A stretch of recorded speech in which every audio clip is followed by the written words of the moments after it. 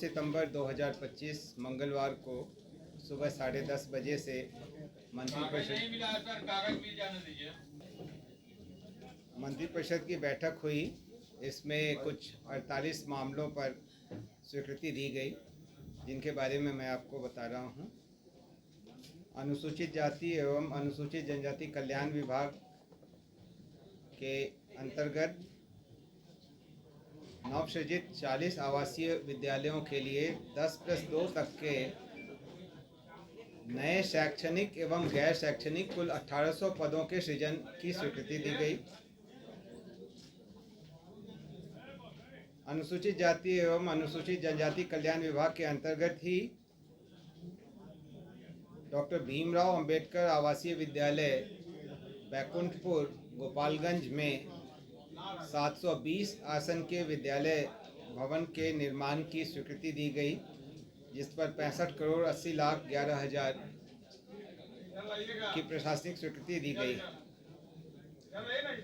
कला संस्कृति एवं युवा विभाग के अंतर्गत 2 नए प्रशाखाओं के सृजन की स्वीकृति दी गई।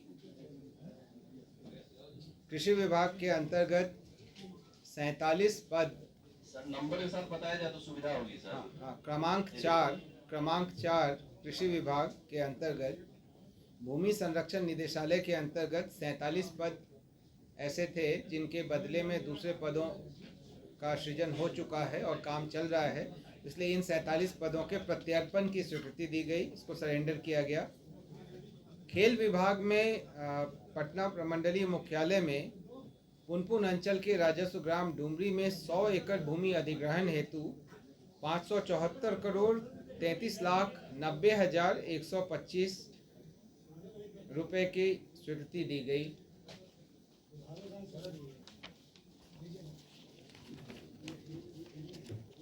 पथ निर्माण विभाग के अंतर्गत पटना में गंगा नदी के किनारे जेपी गंगा पथ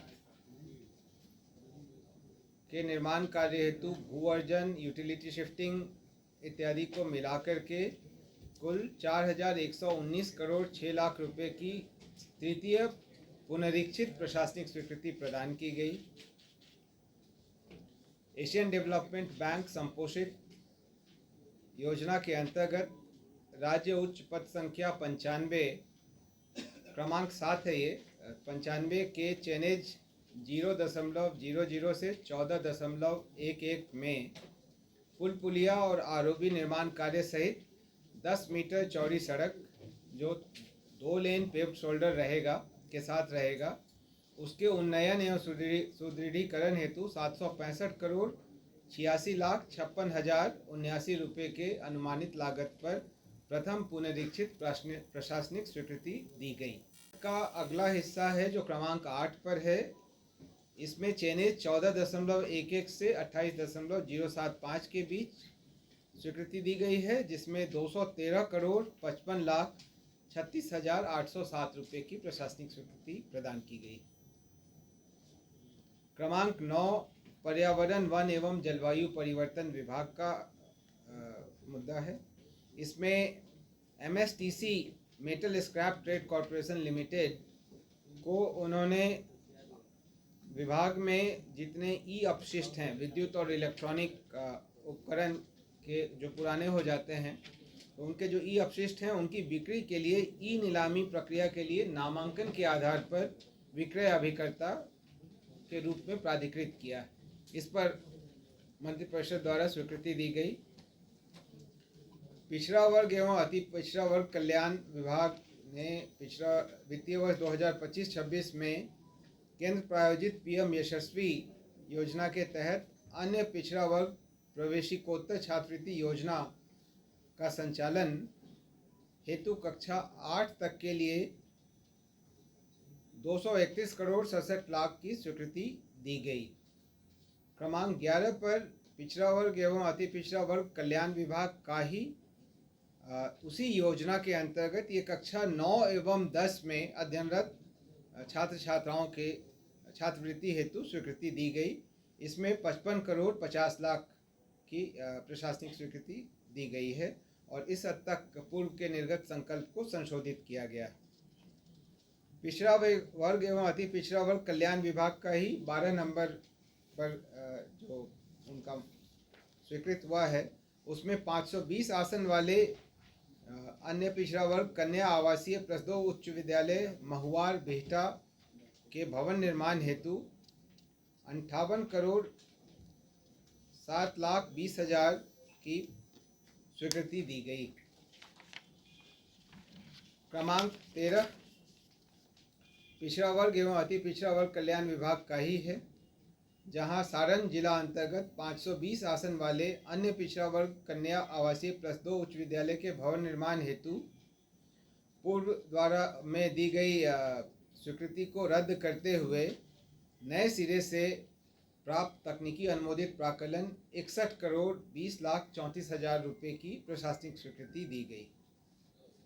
अगला 14 नंबर का जो एजेंडा था वो भवन निर्माण विभाग का doctor APJ Abdul Kalam science city Patna के शेष बचे गैलरियों 3 गैलरियों तथा एट्रियम में प्रदर्श अधिष्ठापन हेतु national council of science museum Kolkata के माध्यम से क्रिएटिव म्यूजियम डिज़ाइनर्स कोलकाता को बिहार वित्त नियमावली के नियम 131 द के अनुसार नामांकन के आधार पर कार्य आवंटित करने तथा ब्रांडिंग साइनेज हेतु 5,05,00,000 के अधीन कार्य करने हेतु निविदा आमंत्रित करने के संबंध में स्वीकृति दी गई। अंतर्गत ही सरकारी आवास आवंटन नियमावली 1986 में संशोधन एवं संलग्न अधिसूचना प्रारूप पर स्वीकृति दी गई। इसमें ऐसे सरकारी सेवक जो राज्य में मुख्यालय में पदस्थापित हैं और यहाँ से फिर कहीं बाहर उनका स्थानांतरण होता है, तो उपलब्धता के आधार पर बहुमंजिलीय जो आवास बने हुए हैं उसमें उनको 1 वर्ष तक के लिए शुरुआत में आवास का आवंटन किया जा सकता है। जैसे अगर परिवार यहीं रह जाता है तो पहले उनको शिफ्ट होना होता था, उसके लिए ही ये एक प्रावधान किया गया है। मद्य निषेध उत्पाद एवं निबंधन विभाग का अगला प्रावधान है, एजेंडा है, जिसमें बिहार औद्योगिक निवेश प्रोत्साहन नीति 2016 के अंतर्गत औद्योगिक इकाइयों की उच्च प्राथमिकता कोटि से संबंधित IDA और बियाडा को सरकार द्वारा आवंटित भूमि एवं उक्त कोटि में औद्योगिक भूमि शेड के लीज बिक्री अंतरण पर स्टाम्प शुल्क एवं निबंधन शुल्क में छूट की अवधि को विस्तारित किया गया है, जब तक कि नई औद्योगिक निवेश प्रोत्साहन नीति अधिसूचित नहीं हो जाती। मद्य निषेध उत्पाद एवं निबंधन विभाग का ही अगला एजेंडा है, नेशनल ई-गवर्नेंस सर्विसेज लिमिटेड के माध्यम से डिजिटल डॉक्यूमेंटेशन एग्जीक्यूशन सेवा राज्य में लागू करने हेतु मेमोरेंडम ऑफ अंडरस्टैंडिंग पर स्वीकृति दी गई। 18वां एजेंडा है योजना एवं विकास विभाग का जन्म मृत्यु रजिस्ट्रीकरण अधिनियम की धारा 30 द्वारा प्रदत्त शक्तियों का प्रयोग करते हुए बिहार जन्म और मृत्यु रजिस्ट्रीकरण नियमावली 1999 में संशोधन किया गया और बिहार जन्म एवं मृत्यु रजिस्ट्रीकरण द्वितीय संशोधन नियमावली 2025 बनाने की स्वीकृति दी गई। ये इसके बारे में मैं अपडेट कर दूंगा आपको एक बार। एजेंडा पूरा हो जाता है फिर नहीं, कोई बात नहीं। राशि का संशोधन किया गया है, जहां पहले 20 रुपये था, उसके स्थान पर 2 रुपये किया गया है, और वैसे ही 50 रुपये के स्थान पर 5 रुपये किया गया है। ये अलग अलग नियमों में संशोधन है, और सुविधा के लिए इसमें जिला रजिस्ट्रार या जिला सांख्यिकी पदाधिकारी के बाद या मुख्य रजिस्ट्रार द्वारा इस निमित्त प्राधिकृत किसी अन्य पदाधिकारी शब्द को जोड़ा गया है, ताकि ज़्यादा आसानी से इसको निर्गत किया जा सके। ये उद्देश्य इसका है। अगला एजेंडा राजस्व एवं भूमि सुधार विभाग का है, जहां पर 38.77 एकड़ जमीन अंचल पुनपुन के मौजा धरहरा में बिहार जुडिशियल एकेडमी की स्थापना हेतु विधि विभाग को निःशुल्क अंतर विभागीय हस्तांतरण की स्वीकृति दी गई। अगला एजेंडा भी राजस्व एवं भूमि सुधार विभाग का है, क्रमांक 20 पर, जिसके द्वारा बिहार राजस्व कर्मचारी संवर्ग नियमावली 2025 की स्वीकृति दी गई।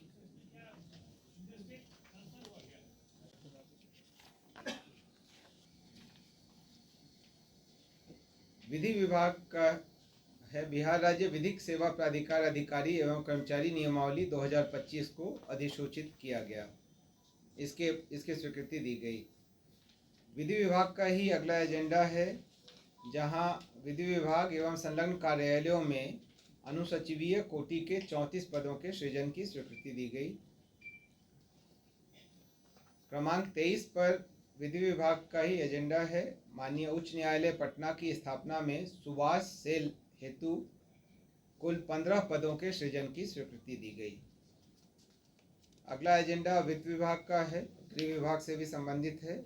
आतंकवाद निरोधक दस्ता में कार्यरत एवं प्रतिनियुक्त पुलिस पदाधिकारियों तथा पुलिसकर्मियों को मूल वेतन का 30% प्रतिमाह जोखिम भत्ता अधिकतम ₹25,000, जिस पर महंगाई भत्ता देय नहीं होगा, इसकी स्वीकृति दी गई।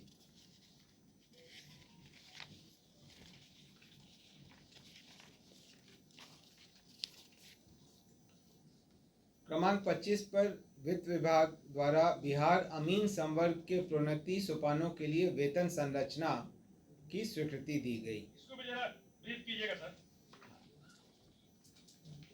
25 अभी वो डेटा तो मैं आपको तुरंत नहीं बता सकता, लेकिन चूंकि उनका काम ऐसा है जो बहुत जोखिम भरा है, इसकी वजह से ये बहुत दिनों से पेंडिंग एक डिमांड थी और उस पर ही स्वीकृति दी गई है। हाँ, अमीन में निर्धारित किए गए हैं अमीन ग्रेड 1 और प्रधान अमीन, ये लेवल 4 एवं लेवल 5 में बनाया गया है।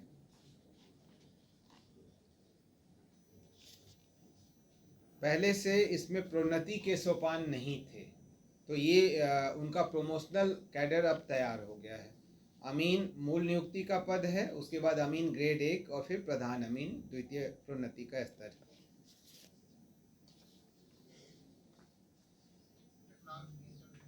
फिर वित्त विभाग का ही अगला एजेंडा है, बीसीएफ के स्थायी काय को अस्थायी रूप से 12,675 करोड़ 80 लाख रुपए निर्धारित किया गया है। ये अधिसीमा है जिस हद तक सरकार ये कर सकती है। विज्ञान प्रौद्योगिकी और तकनीकी शिक्षा विभाग का 27 नंबर पर एजेंडा है, जहां पर बिहार अभियंत्रण शिक्षा सेवा नियमावली में उन्होंने संशोधन किया है, और उनका ही 28 नंबर का भी है, जिसमें पॉलिटेक्निक शिक्षा सेवा नियमावली में भी उन्होंने संशोधन किया है। दोनों जगहों पर संशोधन जो है वो AICTE के नॉर्म्स के अनुसार किया गया है। क्रमांक 29 पर भी विज्ञान प्रौद्योगिकी एवं तकनीकी शिक्षा विभाग का एजेंडा है, जिसमें 46 राजकीय पॉलिटेक्निक एवं महिला पॉलिटेक्निक संस्थानों में विभिन्न तकनीकी पाठ्यक्रमों के लिए कुल 177 पदों के अतिरिक्त सृजन की स्वीकृति दी गई और पूर्व से सृजित 44 पदों के प्रत्यर्पण की स्वीकृति दी गई। उसी प्रकार राजकीय अभियंत्रण महाविद्यालयों में क्रमांक 30 पर विज्ञान प्रौद्योगिकी और तकनीकी शिक्षा विभाग द्वारा विभिन्न कोटि के कुल 237 पदों की स्वीकृति दी गई एवं 192 पद जो अब उतने प्रासंगिक नहीं रह गए हैं, उनके प्रत्यर्पण की स्वीकृति दी गई। बेसिकली जो उनका पढ़ाई का स्तर है जैसे मॉडर्नाइज हो रहा है, तो नए पदों की आवश्यकता है और पुराने कई पद अप्रासंगिक हो गए हैं, उसी के लिए उन्होंने इसको किया। क्रमांक 31 पर शिक्षा विभाग का है, जहां पर बिहार राज्य विश्वविद्यालय सेवा आयोग अध्यक्ष एवं सदस्यों की नियुक्ति एवं सेवा शर्तें संशोधन नियमावली स्वीकृति दी गई। क्रमांक 32 पर स्वास्थ्य विभाग का एजेंडा था, जिसमें किशनगंज, कटिहार, रोहतास, शिवहर, लखीसराय, अरवल और शेखपुरा जिलों में नए चिकित्सा महाविद्यालयों एवं अस्पताल के निर्माण की सैद्धांतिक स्वीकृति दी गई। स्वास्थ्य विभाग द्वारा ही अखिल भारतीय सेवा के सेवानिवृत्त पदाधिकारियों एवं उनके आश्रितों तथा पारिवारिक पेंशनरों की चिकित्सा व्यय प्रतिपूर्ति के संबंध में एजेंडा पर स्वीकृति दी गई। अगला एजेंडा सामान्य प्रशासन विभाग का है, जहां बिहार उत्कृष्ट खिलाड़ियों की सीधी नियुक्ति में संशोधन किया गया और उसके द्वितीय संशोधन नियमावली 2025 पर अनुमोदन दिया गया। सर इसमें भी क्या चेंज हुआ सर, बताया जाएगा। क्रमांक 34 इसमें एक तो ये प्रावधान किया गया है कि सिपाही संवर्ग के वेतनमान में बिहार राज्य के पदक विजेता तथा सहभागिता करने वाले प्रतिभावान उत्कृष्ट खिलाड़ियों की नियुक्ति हेतु संशोधन किया जा रहा है। इसमें उसी का विवरण दिया गया है कि कौन कौन से खिलाड़ी इसमें अर्हता प्राप्त होंगे, जो बिहार राज्य के मूल निवासी हों और पदक विजेता की सीधी भर्ती के लिए न्यूनतम खेल अर्हता क्या होगा, किस वेतन स्तर के लिए, इसको निर्धारित किया गया है। जैसे वेतन स्तर 1, 2, 3 में किनको हम नियुक्त करेंगे, वेतन स्तर 6 में किनको नियुक्त करेंगे, 7 और 9 में किनको नियुक्त करेंगे, ये पहले से विवरण नहीं था, वो उन विवरणों को शामिल किया गया है।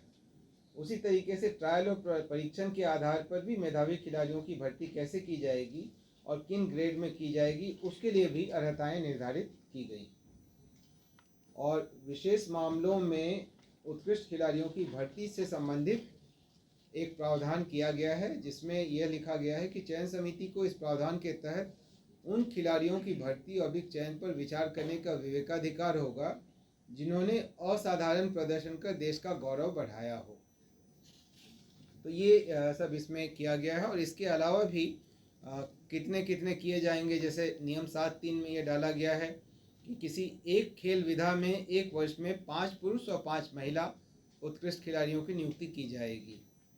उसी तरीके से दलीय स्पर्धा में यदि टीम के सभी सदस्य जिनके पास आवश्यक योग्यता है नियुक्ति या चयन हेतु आवेदन प्रस्तुत करते हैं, तो चयन समिति टीम के सभी सदस्यों की नियुक्ति पर विचार करेगी। इस तरीके के ऐसे, चूँकि अब कुछ समय ये चल गया है यहाँ पे, तो जैसे जैसे नई चीज़ें समझ में आ रही हैं उनके अनुरूप प्रावधानों में संशोधन किया गया है।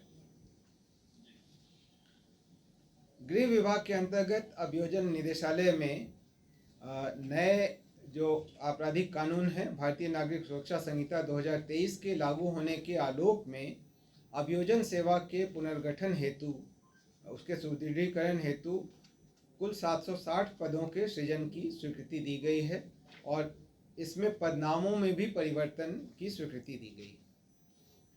गृह विभाग के अंतर्गत ही सैनिक कल्याण कार्यालय 13 पहले से बने हुए थे, 12 नवसृजित कार्यालय हैं, उनके लिए पदों के सृजन की स्वीकृति दी गई है और सभी जिलों में एक सहायक जिला सैनिक कल्याण पदाधिकारी के पद के सृजन की स्वीकृति दी गई है, ताकि कामों को बेहतर तरीके से संचालित किया जा सके।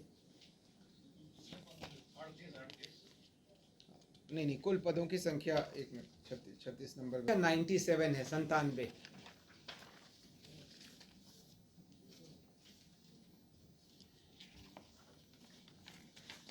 गृह विभाग का ही अगला एजेंडा था, जिसमें मादक पदार्थ एवं ड्रग से संबंधित मामलों के क्षेत्राधिकार को आर्थिक अपराध इकाई से और मद्य निषेध इकाई को अपराध अनुसंधान विभाग से अलग करके एक सेपरेट इकाई बनाया गया है, जिसको मद्य निषेध एवं राज्य स्वापक नियंत्रण ब्यूरो कहा जाएगा।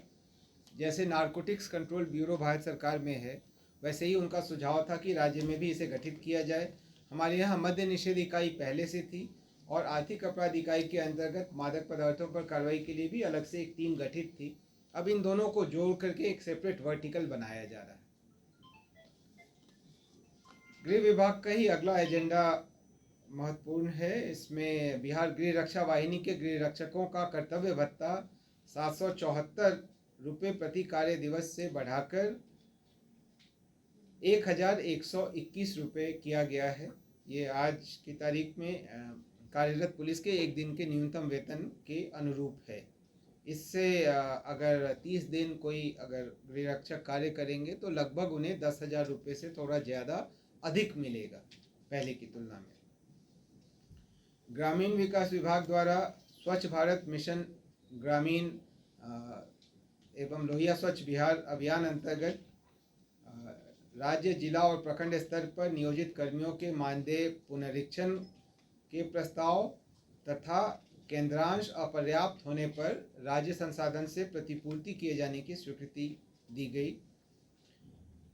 क्रमांक 40 पर प्रधानमंत्री आवास योजना ग्रामीण अंतर्गत संविदा पर नियोजित कर्मियों के मानदेय पुनरीक्षण और पूर्व के एजेंडा के अनुरूप ही यदि केंद्रांश अपर्याप्त हो तो राज्य संसाधन द्वारा पूर्ति किए जाने की स्वीकृति दी गई।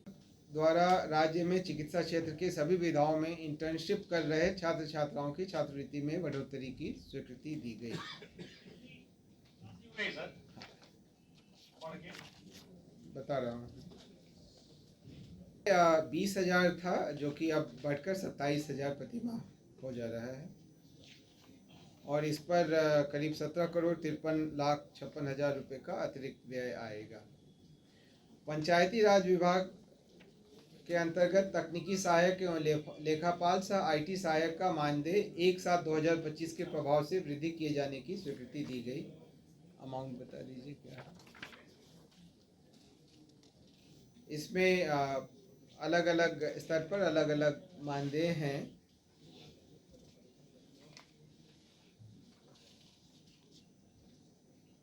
सहायक का वर्तमान में 27,000 था, उसको बढ़ा करके 40,000 किया गया। IT सहायक का 20,000 था, इसको बढ़ाकर 30,000 किया गया।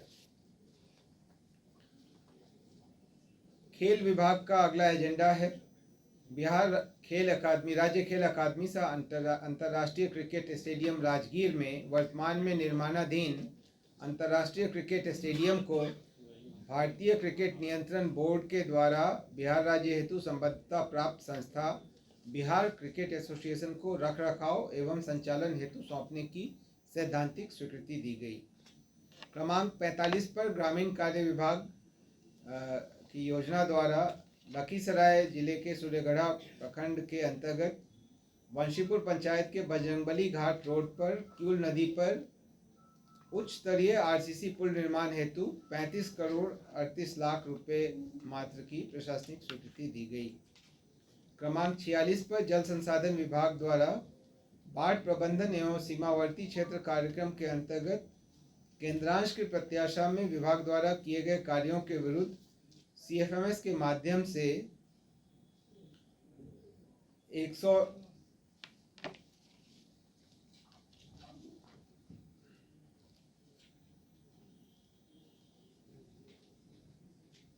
200 करोड़ रुपए में से 113 करोड़ रुपए तथा बाढ़ प्रबंधन कार्यक्रम के अंतर्गत 1893 करोड़ के अंतर्गत 450 करोड़ रुपए के निकासी एवं व्यय की स्वीकृति दी गई।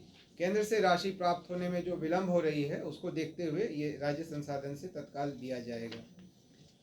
अगला एजेंडा है ग्रामीण विकास विभाग का मुख्यमंत्री महिला रोजगार योजना हेतु वित्तीय वर्ष 2025-26 में ग्रामीण विकास विभाग की मांग संख्या 42 के अंतर्गत बिहार आकस्मिकता निधि की अधिसीमा में वृद्धि होने की स्थिति में 20,000 करोड़ रुपए की राशि की अधिसीमा तक बिहार आकस्मिकता निधि से अग्रिम एवं वित्त विभाग द्वारा आवश्यकता अनुसार राशि उपलब्ध कराए जाने की स्वीकृति दी गई।